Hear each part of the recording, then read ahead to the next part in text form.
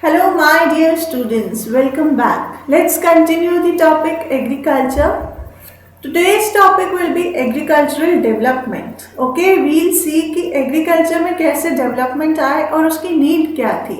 Then I'll take a extra topic green revolution which is not given in your book but that's important because somewhere in haphazard manner lines are given of high yield variety seeds and everything. So we'll study green revolution all together. Okay. So the topic which is not in your book, for that you'll make notes. Okay, take screenshot, make notes. And rest, I'll tell you to underline, there only you'll underline in your books. Okay, agricultural development refers to efforts made to increase farm production in order to meet growing demand of increasing population. Inside, if you see in your books, there is a definition of food security. अब agricultural development का need क्यों पड़ा? So that food security मिल सके. What is food security now? That is हर इंसान को हर time पे खाना अवेलेबल हो. ओके, कोई भी कुपोषण का शिकार ना हो. व्हाट इज कुपोषण? माल न्यूट्रिशन ना हो किसी भी बच्चे में, किसी भी वुमेन में, किसी भी मैन में. Okay, so this is what food security is. If you have your books open, you can see inside the boxes given, which I have not added in PPT. You can see it from there only. Food security exists when all people at all time have access to sufficient, safe and nutritious food to meet their dietary needs and food preferences for an active and healthy life. Okay, healthy life तभी होगी जब आप में malnutrition नहीं होगा. सो food security को देखते हुए हमने सोचा चलो एग्रीकल्चर में ही डेवलपमेंट किया जाए. भाई, अगर हम छोटे से फील्ड पे बहुत कम खेती करेंगे, इतनी सारी पॉपुलेशन को फीड करना मुश्किल था, right? So now let's continue reading. This can be achieved in many ways such as increasing the cropped area, the number of crops grown, improving irrigation facilities, use of fertilizers, high yielding variety of seeds.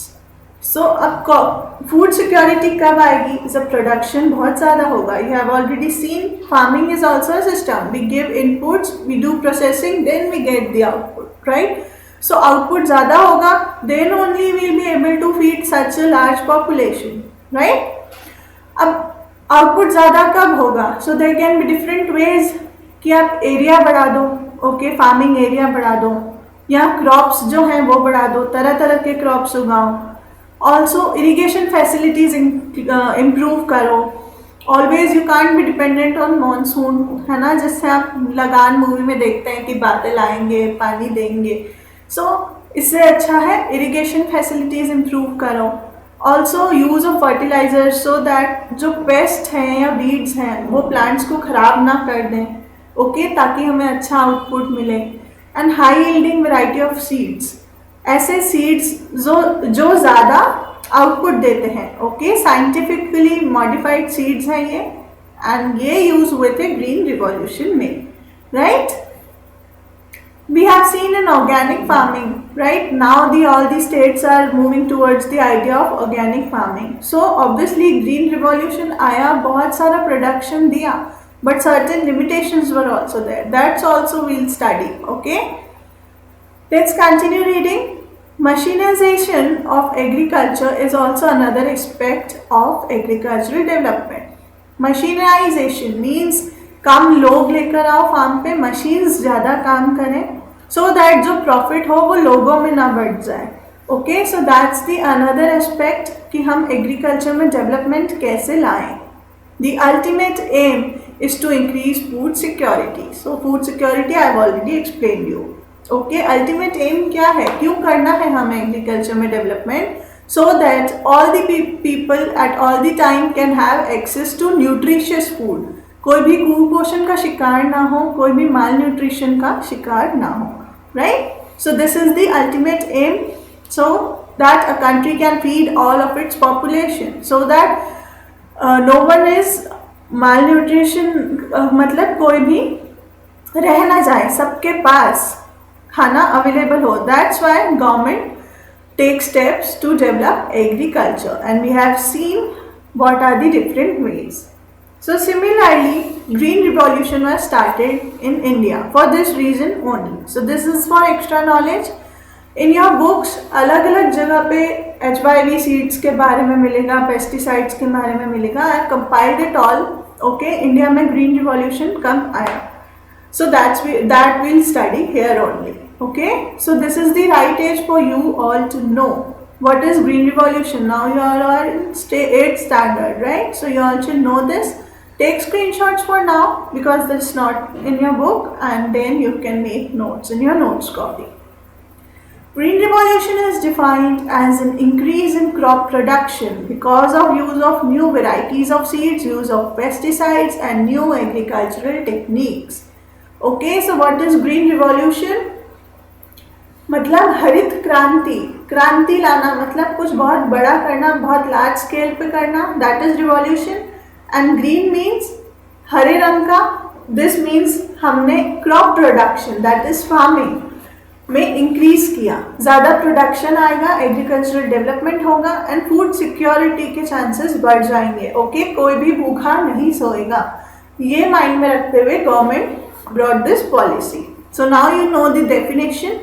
Crop production में increase होना because we are using new types of seeds, new types of pesticides and also techniques. Okay. Father of Green Revolution you can see M.S. Swaminathan. It was his idea. Mind जो भी एक बड़ी सी चीज़ के पीछे जिसका mind हो उसे याद रखना भी ज़रूरी होता है. For quiz point of view, if you go for fighting any quizzes, they can ask you who is the father of India's Green Revolution. He is M.S. Swaminathan. See, let's continue. अब green revolution हम ले आए, government ले आई India में. इसके advantages क्या हुए? We can see yields increase 3 times. That is अगर 10% प्रोडक्शन हो रहा था तो 3 times बढ़ गया. दैट इज नाउ 30% प्रोडक्शन हो रहा है. ओके, जो आउटपुट हमने देखा था फार्म सिस्टम में वो बढ़ गया. Yields increased. मल्टीपल क्रॉपिंग, अब ऐसे फर्टिलाइजर्स आ गए, टेक्निक्स आ गई, बीज ऐसे आ गए कि एक ही जगह पर आप तरह तरह के क्रॉप्स उगा सकते हैं.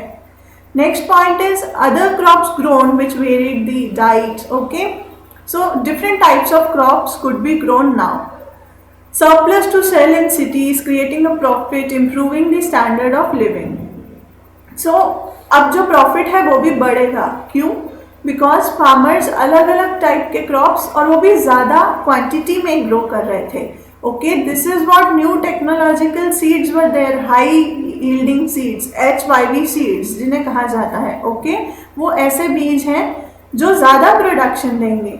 जो नॉर्मल बीज होते हैं वो एक पौधा ही उगा पाते हैं. ये सीड्स ऐसे मॉडिफाइड हैं कि ये ज़्यादा प्रोडक्शन दे रहे हैं. Right. Next point is allow purchase of fertilizers, machinery, etc. And last is India becomes self-sufficient in food grains. So food grains basic needs जो है wheat, rice है ना, इसमें हम self-sufficient हो गए. What is self-sufficient? Now we don't have to import it. What is importing and exporting? Import means जब हम दूसरी कंट्रीज से सामान मंगवा रहे हैं. एक्सपोर्ट मीन्स जब हम अपना ही मटेरियल इतना ज़्यादा है कि दूसरी कंट्रीज में भी बेच रहे हैं. Okay, that is export. So now what happened, India become self sufficient in food grains. अब उन्हें इम्पोर्ट करने की ज़रूरत नहीं है. हम इतना उगा रहे हैं कि हम अपनी पॉपुलेशन को फीड कर सके. Understood. So these were the advantages of green revolution. ये एग्रीकल्चरल डेवलपमेंट का ही हिस्सा है जो गवर्नमेंट लेके आई. राइट. नाउ अगेन हर चीज़ के कुछ नेगेटिव इफेक्ट्स भी होते हैं. Similarly for green revolution also there were certain limitations. Green Revolution, howsoever impressive, but not 100% success. It was not 100% success. Next is only Punjab and Haryana showed best results of Green Revolution. So you see, जितनी भी technological advancement government लाई, इसका असर सिर्फ Punjab and Haryana में देखने को मिला. Rest of the states में अभी भी फार्मर्स को इतना प्रॉफिट नहीं हो रहा था जितना कि सोचा गया था. Right. Next point is the new farming techniques has given birth to serious pollution of drinking water causing cancer and other diseases. As I have told you while I was teaching you organic farming, you can watch this movie Irada.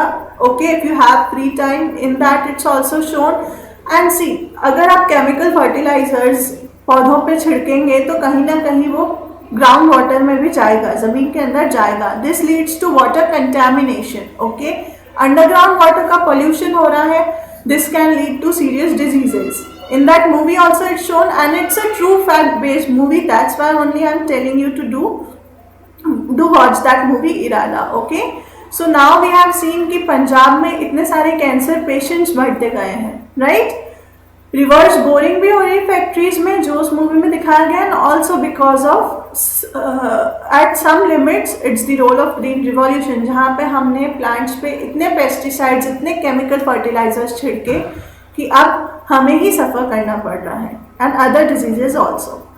Next point is the recent Punjab university study found a high rate of genetic damage among farmers which was attributed to pesticide use. So you all know हमारे अंदर भी jeans होते हैं. Jeans का role है, जब हमारे बच्चे होंगे उनमें जेनेटिकली वो हम जैसे दिखेंगे, right. These are the things you study in science. So genetic damage means pesticides हमने इतना यूज़ कर लिया है कि हम में ही वो जीन्स में डैमेज होने लग गया है. सो व्हाट विल हैपन, जो हमारे बच्चे होंगे उनमें भी कुछ ना कुछ फिजिकली कमी रह जाएगी. So this study has been done by Punjabi University. Next point is the new organic fertilizer pesticide chemicals are ruining the soil.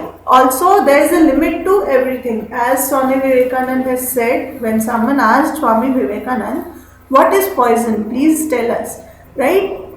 So Swami Vivekananda ने बोला, कुछ भी ऐसी चीज़ जो अति हो जाए वो poison है. Now you can apply this thought in everything. अगर आप पढ़ाई इतनी ज़्यादा कर रहे हो कि आप बैठे बैठे फिजिकली अनफिट हो जाओ, सो दैट इज़ पॉइजन. अगर आप बहुत खेल रहे हो, ओके, पढ़ाई बिल्कुल ही नहीं कर रहे हो, दैट इज़ ऑल्सो पॉइजन. अगर आप बहुत मीठा खा रहे हो, दैट इज़ ऑल्सो पॉइजन. अगर आप मीठा बिल्कुल नहीं खा रहे हो, वो भी एक तरह का आती है, सिर्फ चटपटा खा रहे हो, that is also poison. So the best definition of poison given by Swami Vivekananda was, कुछ भी ऐसी चीज़ जो अति हो जाए. So this is what happened in green revolution when it came to India. This idea came to India.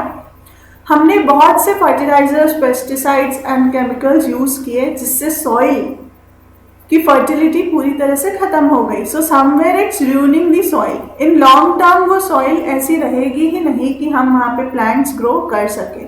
Okay, सो जो भी चीज़ अति में होती है वो पॉइजनस होती है. Next point is it led to unemployment and rural urban immigration. Now you see, technically हम डेवलपमेंट ले आए ग्रीन रिवॉल्यूशन से. सो एक ही खेत पे बहुत सारे लोगों की ज़रूरत नहीं हुई, राइट. मशीन्स के थ्रू काम होने लगा, लोन्स मिलने लगे मशीन्स को रेंट करने के लिए. सो जो बहुत से लोग एक ही खेत पे थे, अब वो लोग अनएम्प्लॉयड हो गए, यानी बेरोजगार हो गए. अब उनकी उस छोटे से फार्म पे कोई ज़रूरत नहीं है. अब वो लोग क्या करेंगे, they will go from their villages to cities. So this is what rural urban immigration is, right? Rural urban immigration, as the name indicates, rural area से आप urban area की तरफ immigrate करो, यानी move करो. So जो लोग बेरोजगार हो गए उस खेत में ग्रीन रिवॉल्यूशन के आने के बाद, उनके पास और कोई काम नहीं था विलेजेस में. then they started moving towards the urban cities. Urban cities में जाने के बाद now you can see the results is in front of you. in Mumbai slum area कितना बड़ा है, right? अनहाइजीनिक वे में वो रह रहे हैं. दिल्ली जैसे सिटी है, कितना पोल्यूशन बढ़ गया है. गुड़गांव में कितना पोल्यूशन बढ़ गया है, you have seen it. Okay, अब तो आप अगर दिल्ली जाने का मौका मिला हो, आप वहाँ का पोल्यूशन देखिएगा. ठंड में स्पेशली स्मॉग, जो स्मोक प्लस फॉग मिल के बनाता है, इतनी धुंध हो जाती है वो. So all the results are in front of us, because जो भी चीज़ें अति कर दी वो पॉइजनस ही होंगी, right. So these were the limitations of green revolution. Advantages were, yes, yielding increase 3 times, that is पहले अगर 10% हो रहा था तो अब 30% हो रहा है. हमें इम्पोर्ट करने की ज़रूरत नहीं है, हम सेल्फ सफिशिएंट हो गए फूड ग्रेन्स में, हम अपनी पॉपुलेशन को फीड करा पा रहे थे. Okay, so this was the topic green revolution, very important topic. अलग अलग जगह पे अलग अलग चीज़ें मेंशन हैं, कहीं पे फर्टिलाइजर्स, कहीं पे HYV seeds. So everything I have compiled here only. Now I hope you have understood Green Revolution, right? This is again for your extra knowledge now. Green revolution जिसे हम हरी क्रांति कहते हैं, हरित क्रांति, वो होता है एग्रीकल्चर में। सिमिलरली अलग अलग रिवॉल्यूशंस के नाम यहाँ पे मैंने एक साथ चार्ट में दे दिए हैं, you can see. Okay, suppose yellow revolution किसे कहा, जब ऑयल सीड्स प्रोडक्शन में इंक्रीमेंट लाने के लिए जो आइडिया लाया गया। वाइट रिवॉल्यूशन मिल्क प्रोडक्शन में इंक्रीज करने के लिए जो आइडिया आया। Okay, silver fibre cotton production. So similarly you can see all. Okay, rainbow revolution मतलब overall development of agriculture. So these are the terms which government keeps bringing in its policies. Okay, golden revolution you can see fruit, golden fiber revolution jute. You all know now jute को हम golden fiber भी कहते हैं। So golden fiber revolution किससे related हो गया, jute production से। This will not come in your exams but you should know this. I feel this. Why? Because you should be curious enough, and if you will go for any quizzes or playing कौन बनेगा करोड़पति in future, that time this extra GK will help you. Understood all this thing? So what we learned today? Agricultural development, right? Development का need क्यों आया? So that food security ensure कर सके. What is food security? Every person at every time should have access to nutritious food. है ना, किसी में भी मैल न्यूट्रिशन ना रहे। So for that government brought up this policy of agricultural development, right. Then agricultural development India में आया कैसे, ग्रीन रिवॉल्यूशन से। आइडिया था MS स्वामीनाथन का। We have seen the definition, advantages and demerits of green revolution, right. This is for your extra knowledge. You can see the names related to which revolution it is. Okay, just for your extra knowledge. That's all for today. Please keep revising. Make notes of whatever is not given in your books. And you can see green revolution से related अलग-अलग haphazard manner में दिया हुआ है. You can make notes in your notes copy. Or at the last page of your book, there is a blank page for notes. They knew that you will make notes someday. So that's why they have given this page. So you can write it. Okay? Take care students. Keep revising. Thank you.